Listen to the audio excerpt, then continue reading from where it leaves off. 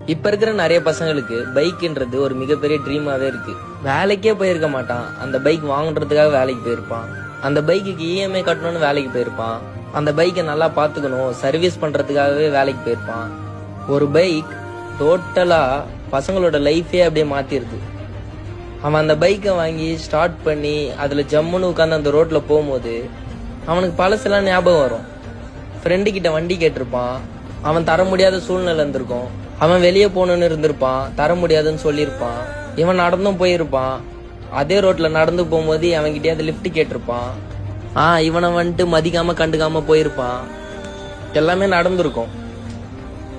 Bike is not an vehicle.